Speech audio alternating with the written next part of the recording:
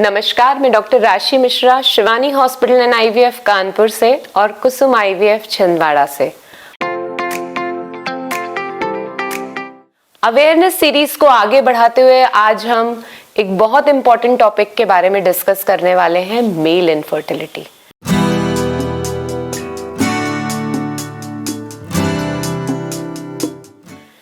जितना female infertility के लिए रिस्पॉन्सिबल होती है, सेम उसी परसेंटेज में मेल्स भी रिस्पॉन्सिबल होते हैं। लेकिन मोस्टली हमारे यहाँ पेशेंट ओपीडी में आते हैं, वाइफ आती है मदर इन लॉ या फैमिली मेंबर्स के साथ में कि हस्बैंड का सब कुछ ठीक है, आप मेरा ट्रीटमेंट करिए और हमें प्रेगनेंसी करा दीजिए। जितना इन्वेस्टिगेशन फीमेल का इम्पॉर्टेंट है, उतना ही इम्पॉर्टेंट मेल को इन्वेस्टिगेट कराना भी है। तो इंसिडेंस पे आया जाए तो यदि 100 कपल्स हैं इनफर्टिलिटी से ग्रसित, तो 30 लोगों को यदि फीमेल कारण से इनफर्टिलिटी है तो 30 लोगों को मेल फैक्टर, और रिमेनिंग जो 40% हैं वो दोनों या अनएक्सप्लेन्ड इनफर्टिलिटी के अंडर आते हैं। तो मेल और फीमेल इक्वली रिस्पॉन्सिबल है आज के समय में इनफर्टिलिटी के लिए। जब तक हम इन्वेस्टिगेट नहीं कराएंगे हम नहीं कह सकते, क्योंकि हम सिम्टम्स के बारे में डिस्कस करें तो मोस्टली मेल इनफर्टिलिटी एसिम्टोमेटिक होती है, मतलब कोई लक्षण नहीं होते हैं, पेशेंट को कोई प्रॉब्लम नहीं होती है। लेकिन जब सीमेन एनालिसिस की जाती है, वीर्य का एग्जामिनेशन किया जाता है, तो उसमें गड़बड़ियां पाई जाती हैं।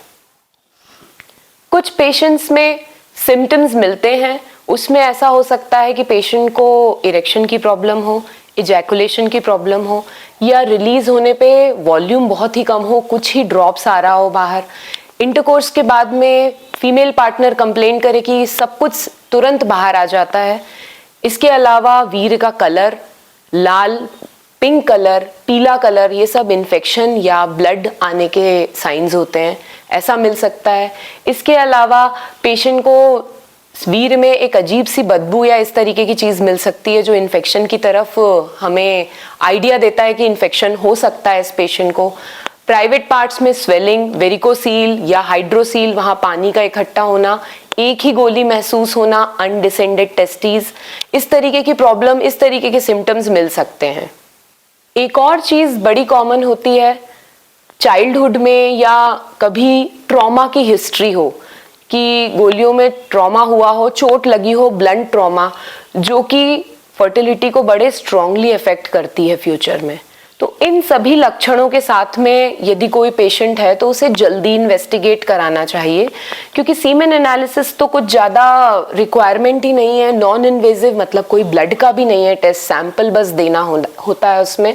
तो सीमेन एनालिसिस जल्दी करा लेनी चाहिए कि यदि दोनों का साथ में ट्रीटमेंट चलना है तो हम डेस्टिनी को जल्दी अचीव कर सकें। एक ही जने पे पूरा टारगेट रखेंगे और दूसरे का यदि हम निग्लेक्ट कर देंगे तो हो सकता है हमारा पूरा ट्रीटमेंट वेस्ट चला जाए। हिस्ट्री में आए तो पेशेंट को यदि कोई मेडिकल प्रॉब्लम है, जैसे बीपी, शुगर, थायराइड, इस कोई लॉन्ग इलनेस रही है, बहुत ज़्यादा बीमार रहे हैं, पेनक्रिएटाइटिस की हिस्ट्री रही है, ये सारे पेशेंट्स, इनमें मेल फैक्टर इनफर्टिलिटी होने के चांसेस होते हैं। पहले चाइल्डहुड या पहले की लाइफ में कोई सर्जरी की हिस्ट्री हो, जैसे हर्निया सर्जरी या हाइड्रोसील की सर्जरी, या बचपन में अनडिसेंडेड टेस्टिस के लिए कि गोली एक ही झोले में आई है और एक गोली पेट के अंदर है, उसके लिए कुछ सर्जरी हुई हो, तो ये भी बहुत इंपॉर्टेंट हिस्ट्री होती है, ये नज़रअंदाज नहीं करनी चाहिए। ऑक्यूपेशनल हिस्ट्री भी बहुत ज़रूरी है। यदि कोई भी मेल हाई टेम्परेचर के लिए एक्सपोज्ड है, फर्नेस में काम कर रहे हैं या हाई टेम्परेचर एनवायरनमेंट में लंबे समय तक के रह रहे हैं, तो इन केसेस में मेल के स्पर्म का काउंट, मोटिलिटी, ये सब घट जाती है। केमिकल्स का एक्सपोजर है, डाई का एक्सपोजर है, तो ऐसे केस में भी मेल इनफर्टिलिटी होने के चांसेस रहते हैं। सब्सटेंस एब्यूज, निकोटिन, अल्कोहल या ड्रग एडिक्शन, ये सब मेल इनफर्टिलिटी के कारण बन सकते हैं। आज के समय में ओबेसिटी तो बहुत ही कॉमन चीज है। ओबेसिटी की वजह से बॉडी का बेसल टेम्परेचर रेज्ड रहता है, जिससे स्पर्म का काउंट और मोटिलिटी दोनों घट जाते हैं। ओबेसिटी होने की वजह से मेल की बॉडी में फीमेल हार्मोन्स की मात्रा बढ़ जाती है, ईस्ट्रोजन की मात्रा बढ़ जाती है, जिसके वजह से सेक्सुअल डिजायर घट जाती है। ओबीज होने की वजह से कैपेसिटी, स्टैमिना घट जाता है, और ट्रंकल ओबेसिटी की वजह से प्रॉपर ढंग से इंटरकोर्स ना हो पाए, ये भी होता है। तो ये सारी चीजें मेल इनफर्टिलिटी का रीजन बनती हैं।